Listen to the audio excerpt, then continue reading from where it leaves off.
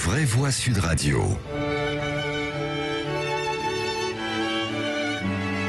Un peu de douceur, ça fait du bien. En plus, ça va avec le temps. 24 degrés à peu près, 25 dans toute la France. Les pays de l'Union européenne qui se referment à nouveau. Et oui, face au Covid qui s'envole, l'Allemagne va renforcer les contrôles à ses frontières terrestres. De son côté, eh bien, l'Italie a décidé d'imposer 5 jours de quarantaine aux voyageurs venant de l'Union européenne.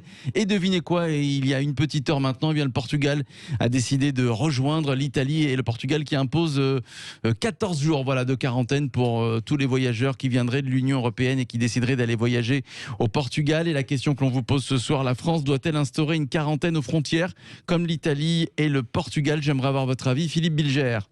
Et vous, au 0826 300 300, on va vous entendre dans un instant, Philippe. Mon cher Philippe, vous êtes absolument aimable de me prêter assez régulièrement un savoir étendu sur ces problèmes-là.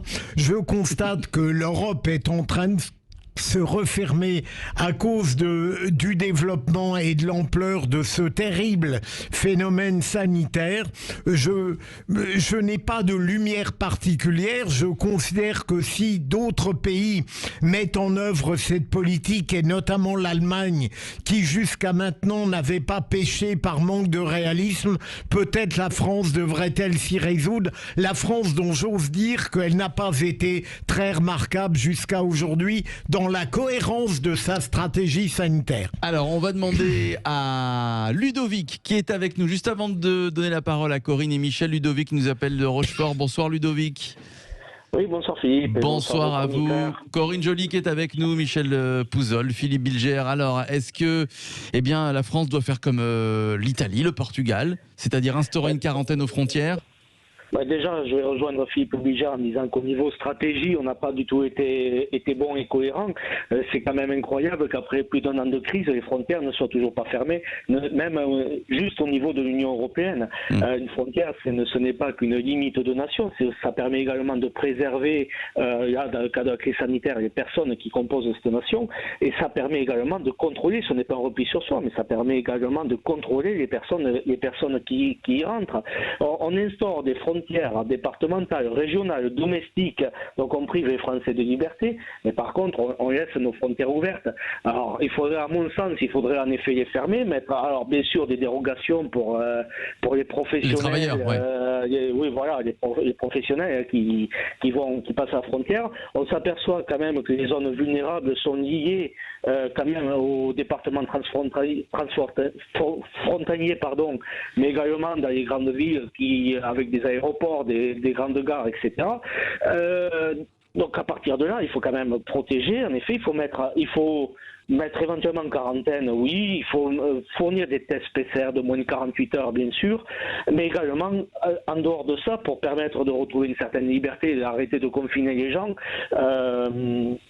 mettre aussi les moyens en parallèle, donc dans le domaine de la santé, afin d'isoler seulement les cas positifs. Oui, alors c'est vrai que tous ceux qui ont voyagé peuvent se rendre compte que ce soit à la gare ou aux aéroports, on peut passer facilement. Michel Pouzol, je vais donner la parole à Corinne dans un instant, c'est vrai, hein.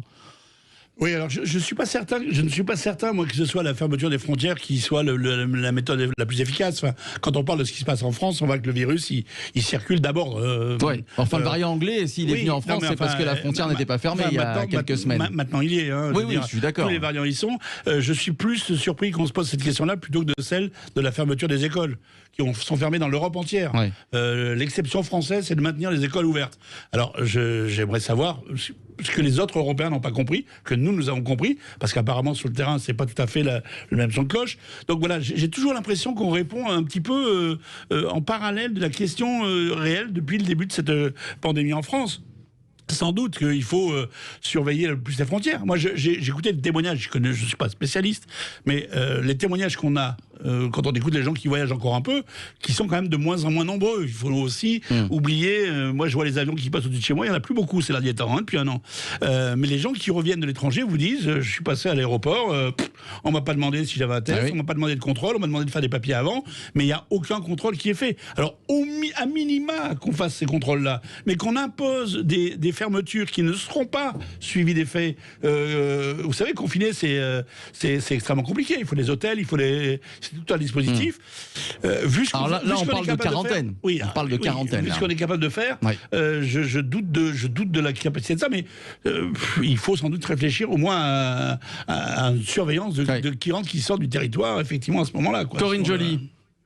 Alors moi, d'abord, j'ai une question. Ça veut dire quoi exactement un dispositif de quarantaine? Enfin, concrètement, qu'est-ce qu'on ferait? Parce que c'est déjà, aujourd'hui, les voyages, on l'a dit, sont quand même déjà extrêmement limités. Donc j'avoue que je suis un peu larguée sur qu'est-ce que c'est en plus de faire une quarantaine? Ça veut dire que les gens on le teste, on l'isole 7 jours, on le reteste pour voir s'il est négatif. Dans un hôtel. Comment? Avec un hôtel qui enfin, non mais il y a toute une logistique, c'est vrai. Vous avez évoqué des dérogations pour les motifs professionnels, mais ça ne marcherait pas vraiment. Enfin, si on fait des dérogations et qu'il y a des gens qui peuvent passer sans être isolés, par exemple, ce que vous avez évoqué sur l'histoire du variant anglais, il serait rentré tout pareil en France, parce qu'il y a des déplacements professionnels. Je pense même que c'est ceux qui sont le plus maintenus et c'est ceux qui ont encore lieu aujourd'hui. Donc, j'ai un peu de mal à voir ce qu'on peut obtenir de plus. Et je ne sais pas si c'est pas pour donner le sentiment qu'on prend encore des mesures, mais je suis très sceptique sur le fait que ce soit vraiment la peine de faire ça. Je vous dis, le variant anglais, il serait arrivé d'une manière ou d'une autre. Et la situation, par exemple, du Portugal, dont vous parliez au Portugal, elle est un peu différente. Le Portugal a toujours un flot de touristes assez important. Ça reste, parce qu'ils ont ouvert un peu à un moment donné, donc ils ont fait un peu le chemin inverse, c'est-à-dire qu'ils ont laissé, parce que le tourisme était vital, donc là ils se rendent compte que c'était une erreur. Bon, l'Italie c'est encore un cas, ils n'arrivent pas à se débarrasser du Covid, c'est clair, net et précis, et les chiffres sont quand même catastrophiques en Italie.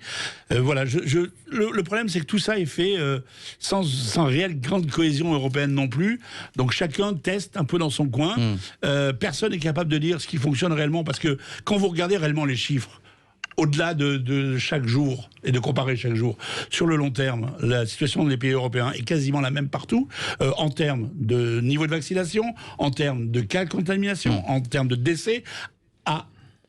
C'est pas les mêmes tout à fait, mais on est dans la même fourchette tous. Donc ça veut dire que tout ce qu'on fait chacun de notre côté, en gros, ça ne fonctionne pas terrible. La France doit-elle instaurer une quarantaine aux frontières? En tout cas, les auditeurs disent oui, voilà, sur le compte Twitter de Sud Radio. C'est un grand oui, 83% de nos auditeurs qui aimeraient que la France donc suive l'Italie, par exemple, ou le Portugal, et qui impose une quarantaine. Restez là, on va revenir dans quelques instants avec les rois de l'info, 0826 300 300. Venez jouer avec nous, et puis surtout, venez faire équipe avec une de nos vraies voix. Michel Pouzol, par exemple. Tiens, Corinne Joly, c'est sa première, elle va peut-être avoir la chance du débutant. Voilà, exactement. C'est le baptême du feu pour Corinne. 0826 300 300 pour les rats de l'info, et Jean-Marie Bordry qui nous rejoint dans quelques instants. À tout de suite.